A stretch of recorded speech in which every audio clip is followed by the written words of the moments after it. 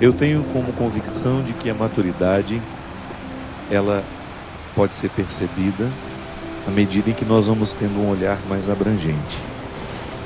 Você pode observar que todas as vezes que nós estamos visitados, por exemplo, pelo sofrimento, o nosso olhar costuma ficar muito restrito. A gente só enxerga aquele ponto de dor, seja uma dor emocional, seja uma dor física. Por incrível que pareça, o sofrimento, quando ele nos atinge, parece que ele faz um movimento em nós que nos faz retroceder às vezes na maturidade.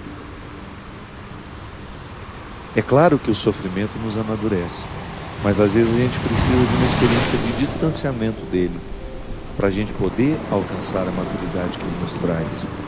Porque no momento em que ele está acontecendo, nem sempre nós conseguimos ser maduros o suficiente para que a nossa visão seja mais abrangente. A gente só enxerga o que nos faz sofrer.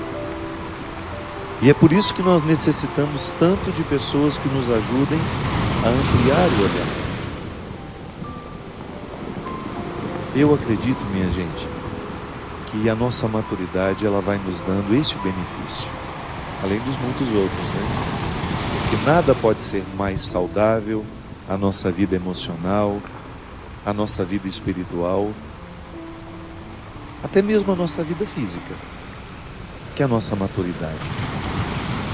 A maturidade é um processo que nunca termina. A gente começa a amadurecer já criança, quando a gente aprende a distinguir o sim do não, quando a gente compreende as regras da vida, a partir das regras dos jogos, né?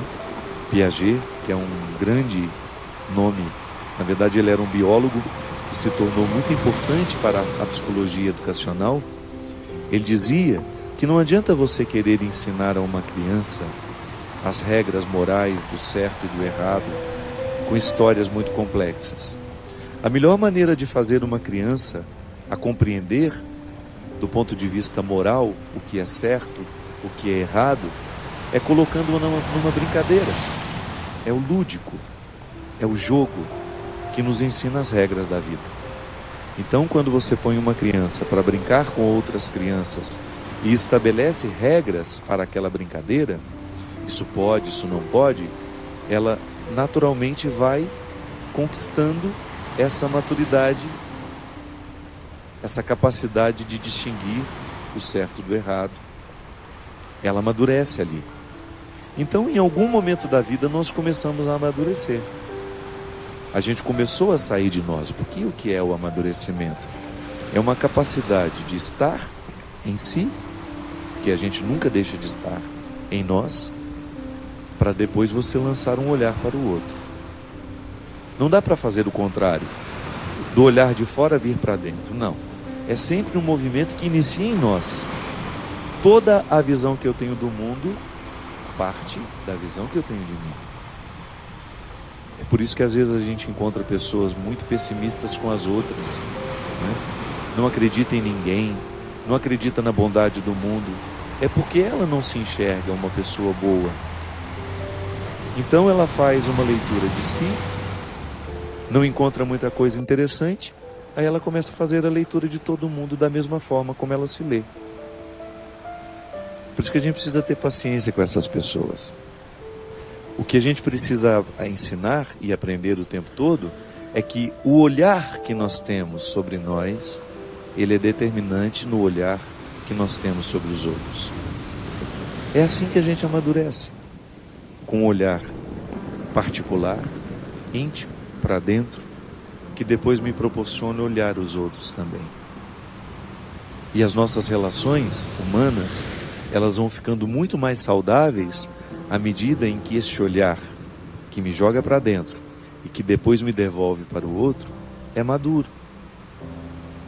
Um olhar maduro, por exemplo, ele não se prende ao pouco do que o outro me revela. Porque às vezes nós temos a ilusão de que conhecemos o outro, mas nós só temos algumas pinceladas. O imaturo diz: eu já sei quem é você. O maduro vai dizer: eu sei algumas coisas sobre você, mas eu não sei a totalidade. Você sabe por quê? Nenhum outro conseguiu chegar à totalidade do autoconhecimento. Como é que eu vou dizer que já sei tudo sobre o outro, se eu muito pouco sei sobre ele? Nós estamos, por exemplo, numa época em que a gente se comunica com muita facilidade. Então, muito facilmente também a gente tem opiniões sobre as coisas, sobre as pessoas. E muitas vezes ali, no momento em que a gente emite as nossas opiniões, nós não fazemos outra coisa senão demonstrar a nossa imaturidade, a pressa em dizer.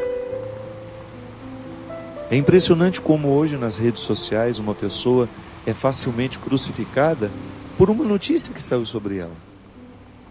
Uma notícia que nós nem sabemos se corresponde à verdade, porque a notícia pode ser distorcida. Ou então alguém viu um detalhe daquela pessoa e classifica aquela pessoa a partir do detalhe que viu. Isso é imaturidade. E é por isso que a maturidade combina muito mais com o silêncio. Não tenho o que dizer ainda. Preciso formatar a minha opinião. E pode ser que eu chegue à conclusão de que eu não tenha condições de dizer nunca alguma coisa sobre aquele fato, por causa dos limites que eu possuo, de não ter conhecido o fato como ele merecia ser conhecido, para que eu tivesse uma opinião sobre ele. Você já imaginou como a gente conviveria melhor se a gente deixasse cair por terra essas pretensões? De achar que sabemos tudo sobre o outro, de fazer os nossos julgamentos de forma tão apressada sobre os outros, de enclausurar os outros nas nossas opiniões, nos nossos achismos. Tanta gente achando nos dias de hoje, tão pouca gente sabendo de fato.